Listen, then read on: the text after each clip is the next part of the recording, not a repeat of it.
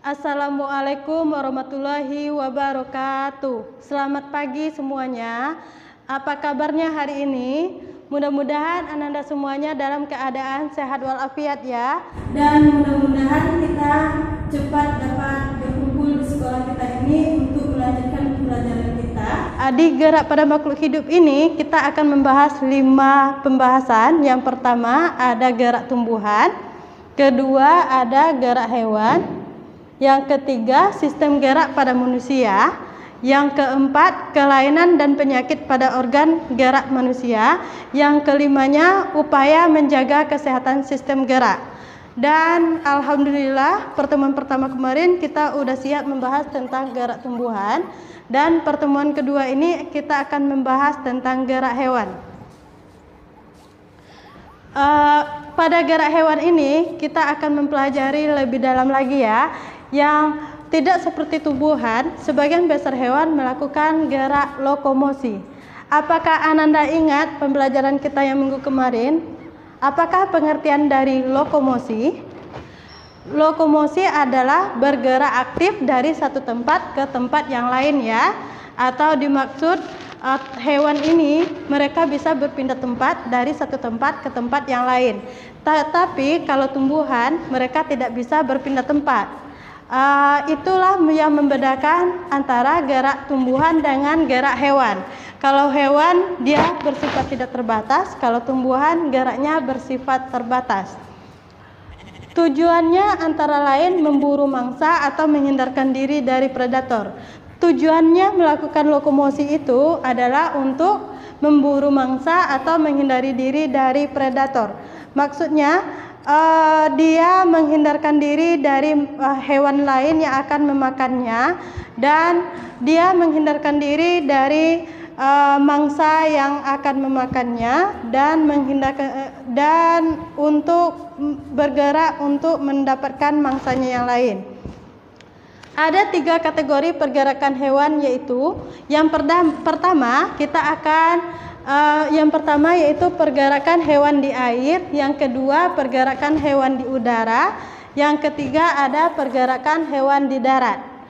Selanjutnya kita akan membahas untuk menunjang tubuhnya, hewan dilengkapi dengan sistem rangka atau yang disebut dengan skeleton. Ada 3 macam rangka tubuh hewan, yaitu ada rangka hidrostatik atau yang disebut dengan skeleton hidrostatik.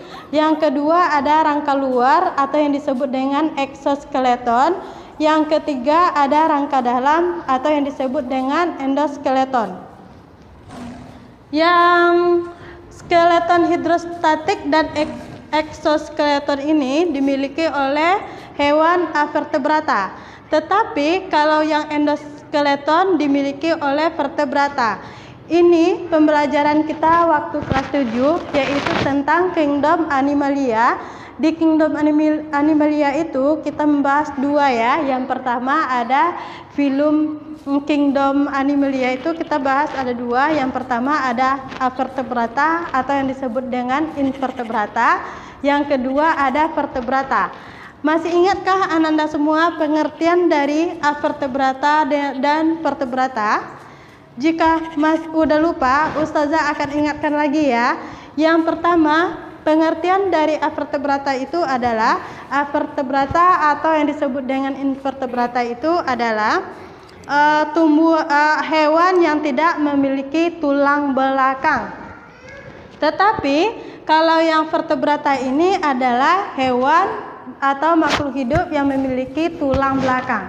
Jadi berbeda ya antara vertebrata dengan vertebrata.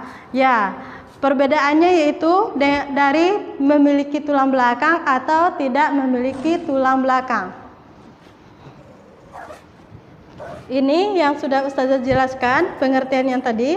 Hewan vertebrata itu hewan yang tidak memiliki tulang belakang. Yang kedua, vertebrata adalah hewan yang memiliki tulang belakang. Selanjutnya kita akan masuk dulu, Ustazah akan ingatkan lagi pembelajaran kelas 7 dulu, yaitu tentang filum vertebrata pertama kali dulu. Yang kita pelajari dulu ada yang pertama, vertebrata itu terbagi atas 8 filum. Ada 8 ya. Yang pertama itu ada Annelida atau disebut juga dengan tubuh bersegmen dan lunak. Yang kedua kita masuk ke pembahasan arthropoda, hewan berbuku-buku. Yang ketiga itu Coelenterata atau disebut juga dengan hewan berongga. Yang keempat Echinodermata, disebut juga dengan tubuh kasar dan berduri. Yang kelima Moluska, tubuh lunak dan tidak bersegmen. Yang keenam Nematelmintes, bentuk tubuh bulat panjang dengan ujung meruncing. Yang ketujuh ada Platyhelminthes, cacing pipih. Yang kedelapan ada Porifera, organisme multiseluler yang mempunyai banyak pori-pori sehingga air dapat melewatinya. Kita akan bahas dulu vertebrata filum pertama, yaitu Annelida. Annelida merupakan kelompok hewan dengan bentuk tubuh seperti susunan cincin, gelang-gelang atau ruas. Annelida adalah cacing dengan tubuh bersegmen tripoblastik dengan rongga tubuh sejati atau disebut dengan hewan selomata dan bernapas melalui kulitnya. Jadi di Annelida ini mereka melakukan bernapas menggunakan kulitnya. Umumnya Annelida hidup secara bebas meskipun ada yang bersifat parasit. Yang kedua kita membahas tentang yang pertama tadi. Ini contoh dari filum Annelida ya. Ini ada gambarnya cacing ya. Yang kedua yaitu arthropoda. Arthropoda merupakan filum yang paling besar dalam dunia hewan dan mencakup serangga, laba-laba, udang, lipan, dan hewan sejenis lainnya. Arthropoda biasanya ditemukan di laut, air tawar, darat, dan lingkungan udara. Jadi dia banyak ditemukannya di laut, air tawar, darat, lingkungan udara juga ada ya. Dan contohnya ada di sini, ada kupu-kupu, ada lipan, laba-laba, dan hewan yang lainnya. Selanjutnya kita masuk ke filum yang ketiga, yaitu Coelenterata. Coelenterata merupakan hewan vertebrata yang memiliki rongga dengan bentuk tubuh seperti tabung dan mulut dikelilingi oleh tentakel. Pada saat berenang, pada mulut Coelenterata menghadap ke dasar laut. Contohnya ada anemon laut dan hidra. Ini adalah anemon laut ya nak. Ini gambar anemon laut. Selanjutnya kita masuk ke Echinodermata. Echinodermata merupakan sebuah filum hewan laut yang mencakup bintang laut, teripang, dan kerabatnya. Kelompok hewan ini ditemukan di hampir semua kedalaman laut. Ini adalah gambar bintang laut ya nak. Gambar bintang laut, contoh dari Echinodermata. Selanjutnya ada filum Mollusca. Mollusca ini merupakan hewan triploblastik selomata yang bertubuh lunak. Jadi tubuhnya itu lunak. Mollusca merupakan filum terbesar kedua dalam kerajaan binatang setelah filum arthropoda. Contohnya itu ada di situ seafood, ada cumi-cumi dan karang. Ini contoh dari filum Mollusca ya nak. Ada seafood, ada cumi-cumi, ada karang. Selanjutnya kita masuk yang keenam, yaitu Nematelmintes. Di Nematelmintes ini dia memiliki bentuk tubuh bulat panjang dengan ujung meruncing, kulit licin ditutupi lapisan lilin dan hidup bebas di mana-mana. Beberapa bersifat parasit. Contohnya yaitu cacing perut, cacing tambang, dan cacing kremi.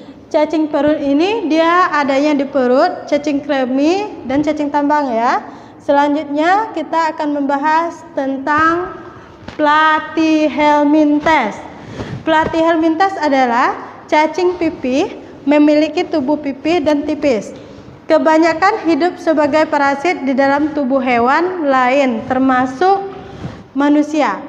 Contohnya planaria. Ini contoh dari Platyhelminthes. Ada planaria, Selanjutnya kita masuk ke yang ketujuh, yaitu porifera. Porifera adalah hewan berpori, memiliki pori-pori di seluruh permukaan tubuhnya. Sebagian besar ditemukan di dalam air laut, hanya sebagian kecil yang berada di air tawar. Ini adalah gambar porifera ya nak. Selanjutnya kita akan membahas tentang tadi kita udah masuk ke 5 filum vertebrata. Sekarang kita akan masuk ke filum vertebrata. Tadi di vertebrata ada 8 filum.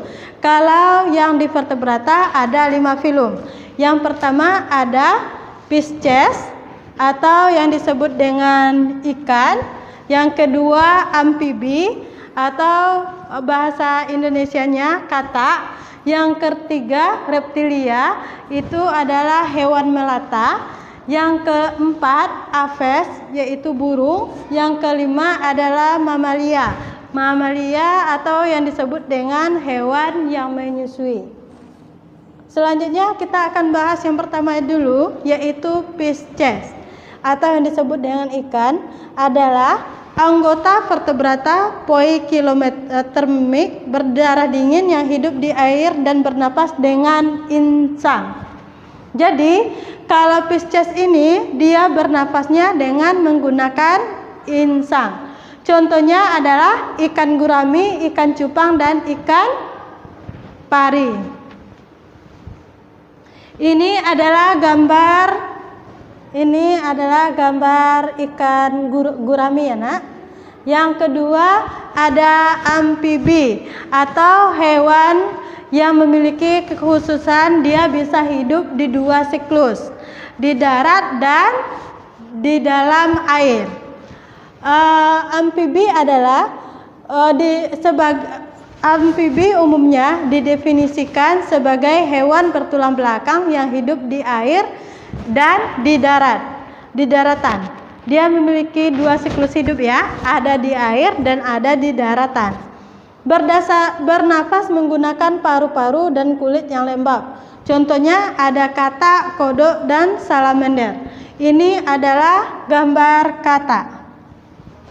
Selanjutnya kita masuk ke filum reptil atau yang disebut dengan reptilia, adalah kelompok hewan vertebrata berdarah dingin dan memiliki sisik yang menutupi tubuhnya. Reptilia merupakan hewan tetrapoda dan menelurkan telur yang embrionya diselubungi oleh membran amniotik. Contohnya ada buaya, ular, kadal, dan kura-kura. Jadi buaya itu bukan termasuk amfibi ya anak-anak. Walaupun dia bisa keluar dari air, tapi dia tidak termasuk amfibi. Kenapa? Kalau amfibi ini dia memiliki siklus hidup 2, di darat dan di air.